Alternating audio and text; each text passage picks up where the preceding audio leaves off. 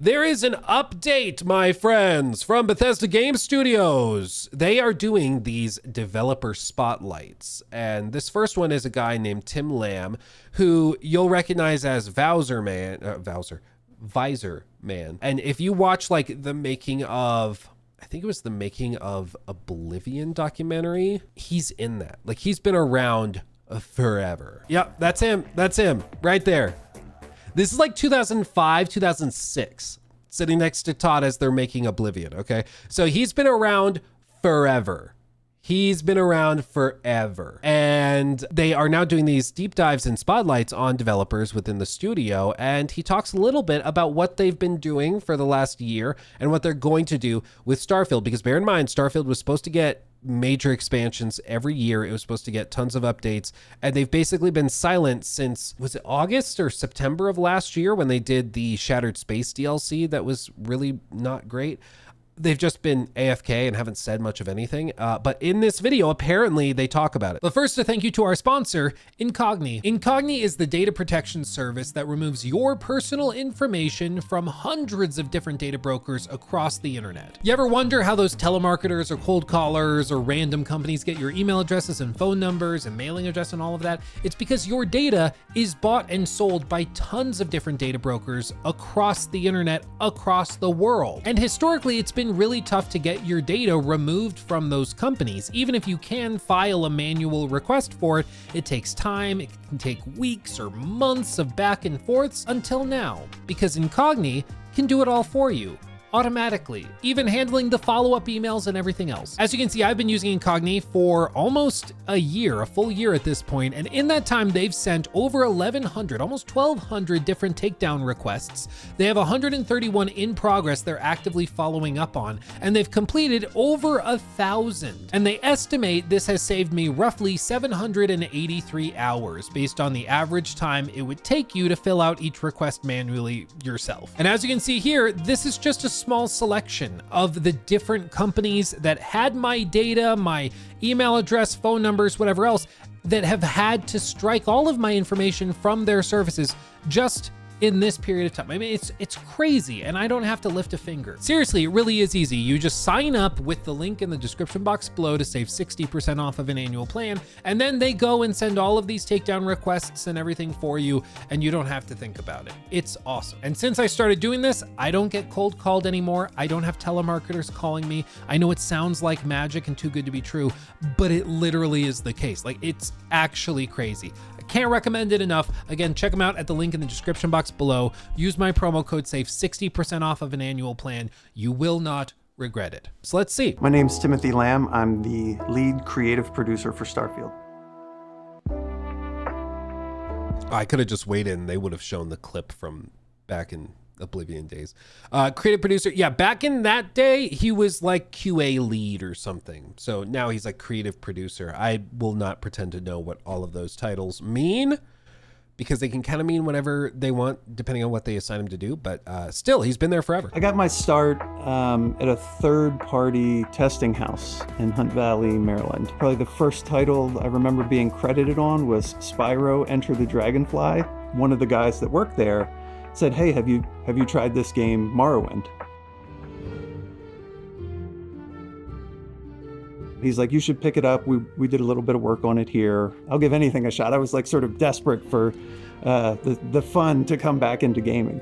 I think I told Todd this story once where it was, you know, I'm going through and I get off the boat and I get out of the first town and I'm just walking down the road and there's somebody standing there asking for my help. And I murdered them and took all their clothes and was like, "This is the greatest game ever!" At the time, that was revolutionary. One of the folks I worked with said, "Hey, do you want to apply to be the lead tester for Oblivion?" And I was like, "Where do I sign up? Let me get you my resume as soon as I can." And then, like, from then on, I was hooked. I think of Oblivion in hindsight as charming, mainly because of the exposure of the remaster. It's like the trip down memory lane, and I remember so much about it that I thought I forgot. Being in the behind the scenes for the making of Oblivion and getting to sit on the couch, while odd at the time, But it was like that first time where it was like I was sort of on the inside, and that was exciting. And then like as a QA lead, the sort of project lead production role opened up. And then I started making games. I started making it. I want to know how he selected the visor, because I remember watching a video. Do you guys remember the show Mythbusters? Do you guys remember that? I still to this day love Mythbusters. But Jamie Heineman, the guy with the white t-shirt, the white button-up shirt and the beret. I remember watching a whole like little video on why he wore a beret, like how he picked that hat out of all of the hats in the world to wear as like his hat.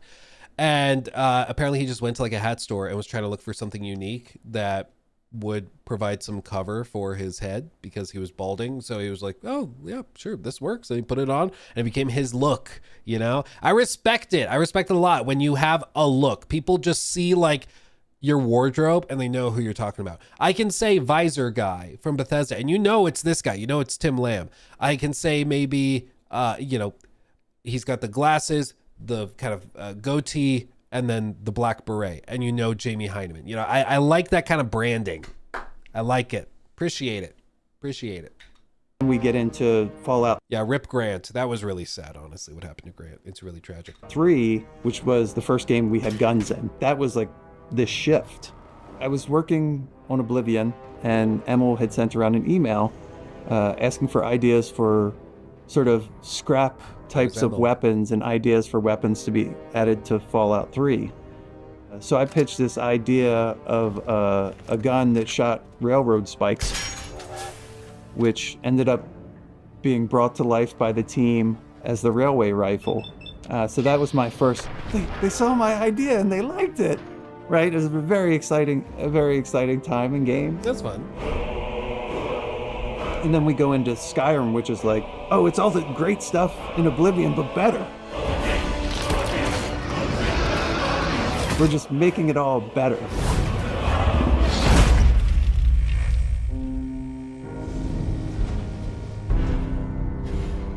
And then we get into Fallout 4, and we had more, I'll say, modern action-oriented first-person shooting.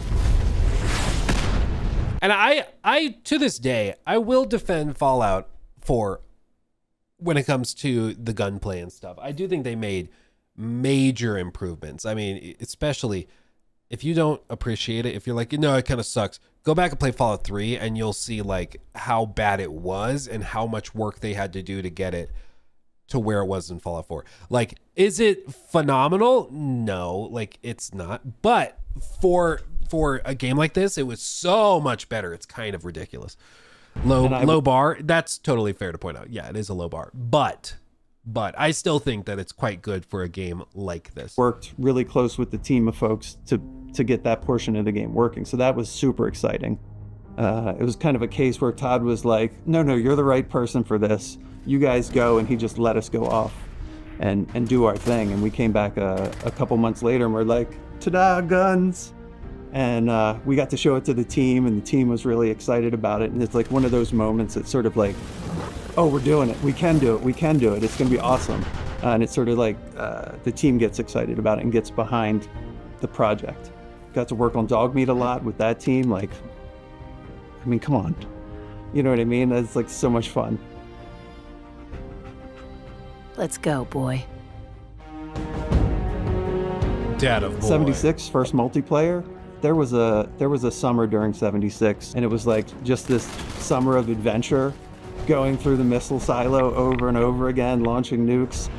I still look back and I was like, it was hard work, but that summer was just like, it was like a blast. I didn't mind being up late because like we were just like a couple of guys playing games together. It was a blast. It's been interesting to see how the Fallout 76 narrative has shifted over time. Like when it first came out, everybody was super hush-hush about it. And it was sort of insinuated that it was mostly Bethesda Game Studios, I want to say Austin, that was responsible for it because they bought out that studio, built them up, and then they were going to handle Fallout 76 maintenance and all of that stuff. And so the initial framing was like, no, BGS, like Maryland, the main team, they're working on what would end up being Starfield. So they're working away on that. They just provided some oversight. So you shouldn't look at Fallout 76 and then infer from that there's problems with the rest of their development pipeline. And nowadays they're very open about it. Like, no, Maryland was very involved in Fallout 76, like very, very, very, very, which is just, it's interesting to see how it's transitioned. And I think it's because now Fallout 76 has a following, it has a fan base of its own. There are lots of people who like it, but I think now it's easier to be like, yeah, I worked on Fallout 76, because people have kind of forgotten about that thing that happened 7 years ago when it was one of the worst things to release in recent memory. But Starfield is sort of the culmination. It does so many of the things that those other games do. Yes. But like 4 times as much in a way. Like everything is. You mean 16 times the detail. I listen, I like Tim. I think Tim would be a really cool guy to get a beer with. I think he's like genuinely seems like a really cool guy, a kind person who's passionate.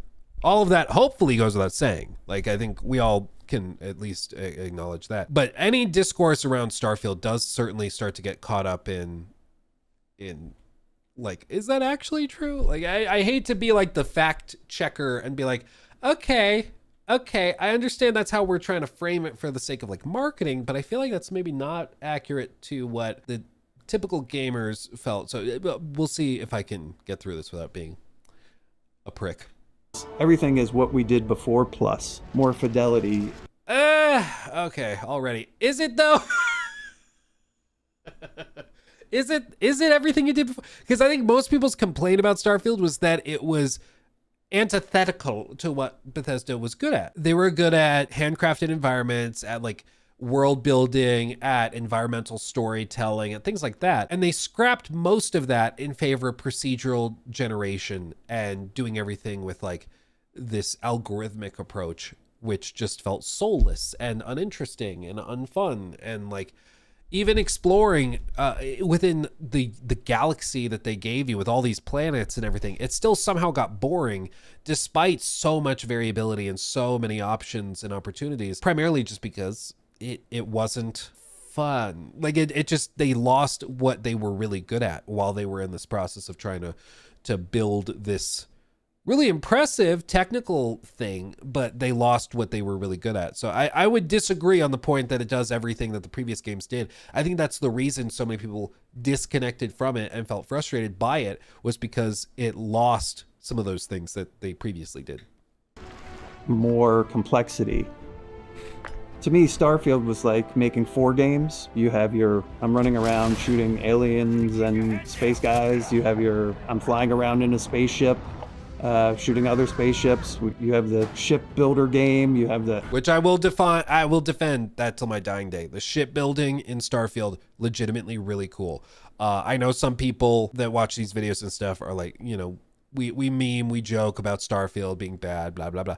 But legitimately, the ship customization and building in Starfield is really cool, and I wish more games did that. The HAB stuff, the settlement system in Starfield, I felt like didn't really ever connect as well as it did in other places like Fallout 4. And I think it's because everything was so spread out that you just didn't really need to do it. You know, like in Fallout, you go, you build your settlement, your base, and you're always traveling back there to dump your resources and do all of that. But in Starfield, I just never really felt the push to go and build out a super epic city, you know, or massive settlement. I remember I took the trait that gives you the mansion. I don't remember if it was my first run or another run where I did. And you can basically, in your like beginning phases or your character builder or whatever, you can select that you basically want a mansion, and you can go and you can find it on a planet, and it's a really nice house. I think I visited it that once to capture footage for it, and then never again, because I had no reason to. Like, there was no reason to go back there. And there's a lot of stuff like that in Starfield where I think it's just like the same thing with the parents. You can take that one trait where you have parents that live at New Atlantis, and you can go visit them like once or twice, and they'll have dialogue. After that, if you go back and visit them, you talk to them and they don't have any dialogue to give back to you. It's like the most surface level thing ever. Like, it is a big game and there's a lot of stuff going on, absolutely. But it's always just enough to say it's in the game and nothing more. You can get parents and you can visit them, and then they'll also take money from your inventory once a week in game because you're supporting them financially. And there is literally nothing else beyond that. Like, it is just the most surface level feature set, and it's unfortunate. And I think people nowadays look for depth. They don't just look for like a vast expanse of marketing bullet points of things that you can technically do. I mean, maybe some people are totally fine with that, but I do think people are looking for more depth. They want to be surprised. They don't want to just like, oh, I can do this, and then it's like exactly what it says and nothing more, and it's like, oh, okay. Outpost game. Starfield to me was like making 4 games at once. And I would agree with that. It does feel like 4 games at once. Unfortunately for me, I feel like almost none of the games are particularly good. Like, I thought the ship combat was pretty mid, so that's its own game. I thought the on-planet, on-foot exploration was mid. The gunplay and combat was fine. I'd say that maybe even good. There's a lot of weapons and a lot of variability there, so maybe we could even say that's good for a game like this. The writing, and so like the narrative RPG game that you're building, I don't think that was particularly good at all. I thought it was pretty boring. So I just feel like you made 4 games, sure, but it like none of them are particularly good. Like, they're all just kind of you know? I think as it comes to Starfield, I'm really excited for players to see what the team's been working on. We have some cool stuff coming, including free updates and features that players have been asking for, as well as a new DLC story. I can't go into all the details just yet, but I will say part of the team has been focused on space gameplay to make the travels there more rewarding. We're also adding some new game systems and a few other smaller delights. There's also some really interesting stuff coming down the pipe from our verified creators. There's some fun stuff. I just want to say thanks. We really appreciate the support and the enthusiasm. We can't wait to get it into the hands of our players. And that is it. So we've been waiting about a year, and that's it. So let's go through each of these one more time, just specifically, okay? Team has been focused on space game. All the details just yet, but I will say part of the team has been focused on space gameplay to make the travels there more rewarding. Space gameplay to make travels there more rewarding. Some data miners also found tidbits in the code that suggested a cruise mode is what it's called.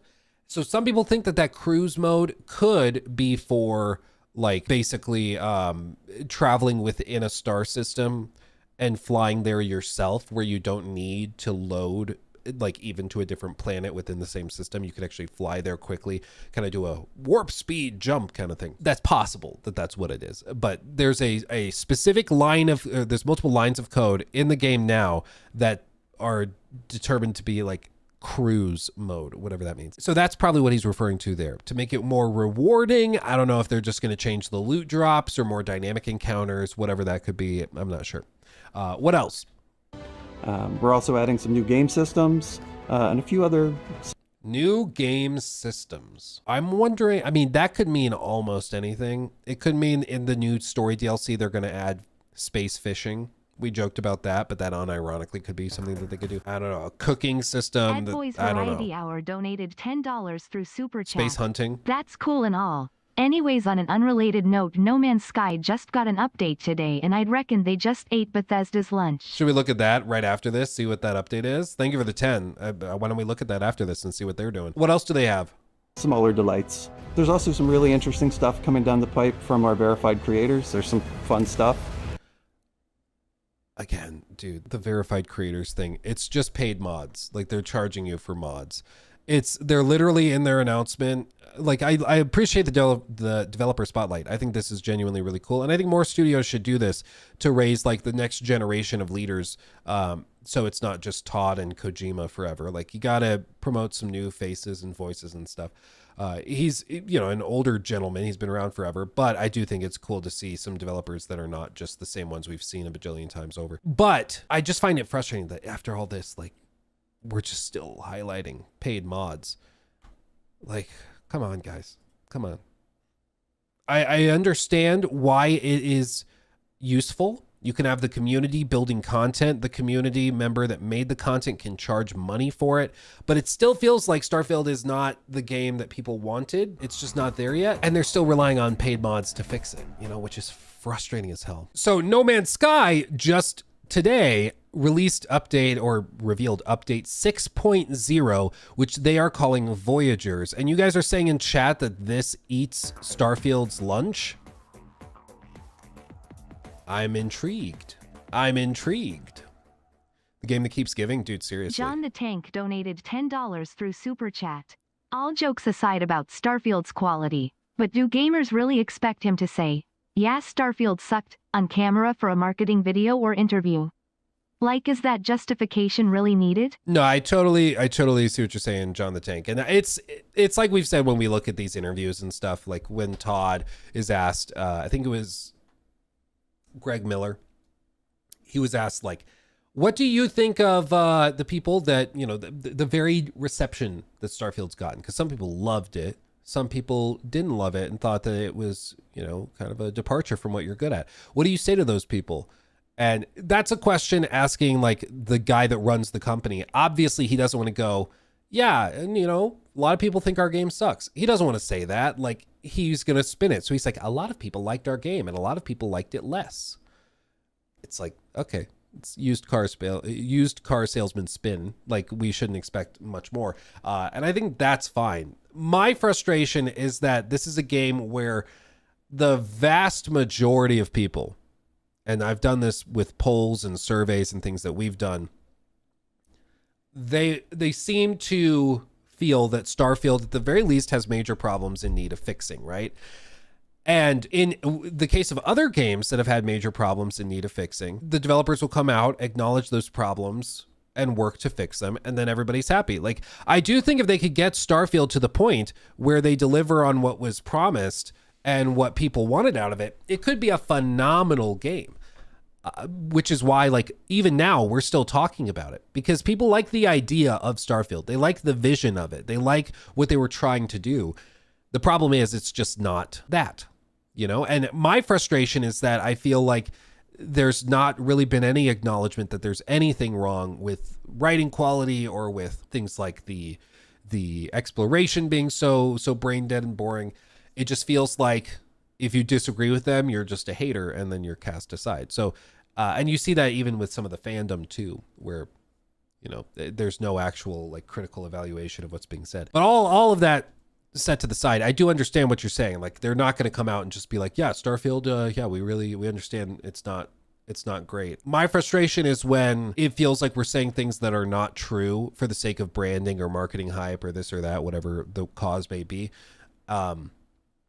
Because for one, it can mislead people into thinking the game is one thing when it's not. And so then they buy it and then they're disappointed and wasted their money. And then on the other side, I think it also could reflect poorly within the studio and lead to things not improving and changing if we're just going to do the marketing spin no matter what, But let's see this Voyager update. You guys are saying that this eats Starfield's lunch. Let's see. What if you could build your own ship? If you could get up and walk around mid-flight? Build a crew of friends and adventure together. Your ship is maybe the most important character in No Man's Sky. It's so central to the game that now when we change it, did they actually do it? Everything in the game feels completely different. The ships have real interiors, med bays, sleeping quarters, war rooms, radars, teleporters. It changes how you play. And then there are these moments, just looking out of the window, the universe flying by, and it's changing how the game feels too. Building your own ship, decorating it with friends, your own space that you share together, everyone with their own roles, feels really special. Building a spaceship, it's really different to building a base in No Man's Sky. You can show it off in the space anomaly, you play in it with friends, it's with you on every planet, every adventure, it's your home. Dude. This has been one of the biggest undertakings for our little team. Every area of the game has to be reworked in some way. Having your multiplayer crew walking around, just calmly editing your ship as it travels at warp speeds towards a planet. It's actually pretty insane what's going on behind the scenes to make all of that work. And then on our other game, Lighting a Fire, you have these real oceans to navigate. We need boats and crews, and this tech is being developed for both games. Voyagers is version 6.0. It's a big milestone, honestly, one of our biggest updates. What I love is that it opens up a whole new path for the future. We can't wait to see where it goes from here. Bro. They just casually did everything. Wow. Wow. That's ridiculous. That is absolutely ridiculous. But this is what people are comparing games like Star Citizen, like Starfield to. And it's a tough, thing to meet, because obviously Hello Games has been working on this game for over a decade at this point. I mean, it originally launched in 2016 and they're still doing updates for it. So they were working on it back in like 2013, 14. So it's been a long time coming, but that's what it takes to deliver on all these promises and the vision of what I think a lot of people are expecting. But this gets me excited. I want to check it out. Because they've really turned it around. It's the idea that No Man's Sky, again, just go back in time to 2016 when No Man's Sky launches, and it's critically panned. Everybody hates it. Everybody's like, the Hello Games studio, they're having to go underground and hide because they're receiving so many death threats over the game and all this. And then you think forward and you say, okay, you know that company, Bethesda Game Studios? Yeah, they're working on a space RPG, and it's basically going to be Skyrim in space. That's the idea, with 1,000 planets and spaceship building and all this stuff. And in the year of our Lord Todd Howard, 2023, even back in 2023, No Man's Sky still, I think a lot of people looked at as a more comprehensive space exploration package. But even now, like, they're doing stuff like this. The shipbuilding, which I thought was one of the coolest things that they did in Starfield, now they're doing it in No Man's Sky, in co-op even, and you can even edit the ship, he says, while flying through space and using your like jump drive. That's insane, dude. That's absolutely crazy. And then you flip it to the other side and you think of like Star Citizen. Star Citizen is charging thousands for some ships. Granted, those ships are ridiculous and are like big enough that they need 30 people to run them, but like, again, this is what you're going to be compared to if you try to go head to head on console and PC. Like, this is what you're going at. He took my thing.